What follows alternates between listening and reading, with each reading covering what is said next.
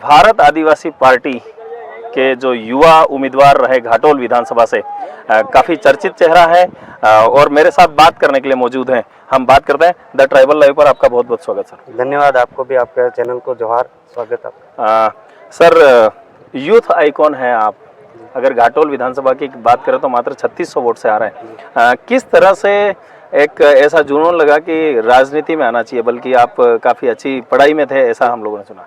जी, राजनीतिक में हम पहले सामाजिक पढ़ाई के साथ साथ हम देखते थे कि हमारे समाज के साथ में किस तरह से समाज एससी ओबीसी माइनॉरिटी के और जनरल के भी कुछ भाइयों के साथ में किस तरह का शोषण होता था इन राजनेताओं के द्वारा। तो हम सामाजिक काम करते करते हमारे बीच में पहले 2018 में भारत ट्राइबल पार्टी आई थी, जिसको हम बीटीपी कहते थे।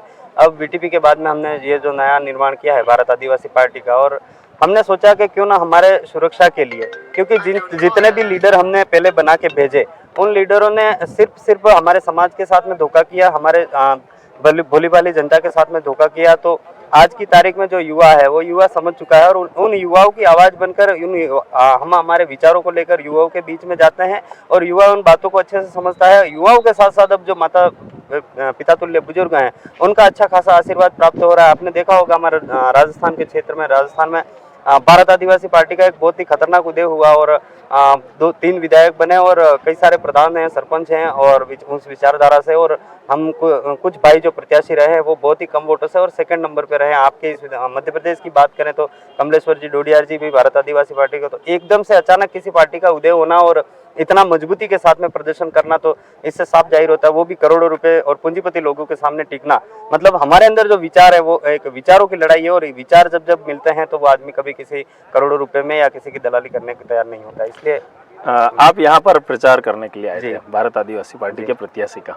कैसी उम्मीद है रतलाम लोकसभा से? रतलाम लोकसभा से मैं रतलाम का मुझे प्रभारी बनाया गया है और मैं यहाँ आपके बीच में जब तक चुनाव नहीं हो जाते तब तक रहूंगा।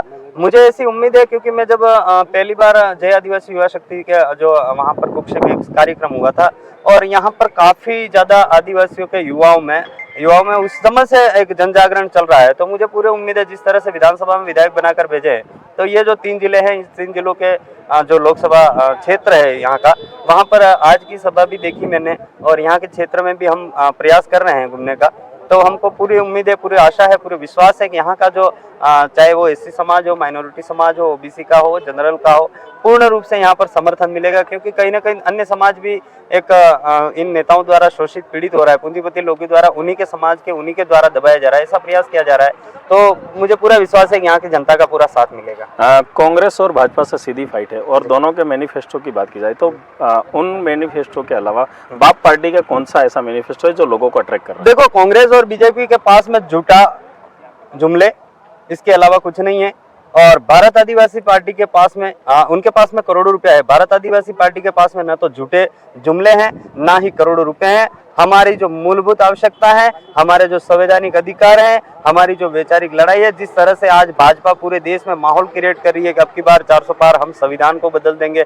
भैया, जब हमारे इस आदिवासी बाहुल्य क्षेत्र में हमारा जो पिता तुल्य बुजुर्ग है वो आज 70 सालों में संविधान क्या है वो नहीं समझ पाया है और बीजेपी आज 10 साल ही राज करते ही ये कहने लगी है कि अब की बार 400 पार हम संविधान बदल देंगे। तो हमारा देश किस ओर जा रहा है? हमारा देश एक गुलामी की ओर जा रहा है, ऐसा प्रतीत होता है। जिस तरह से पहले के जमाने में हमारे साथ में अत्याचार होते थे, ऐसा बीजेपी सरकार शासन लागू करना चाहती है, ऐसा हमको लगता है।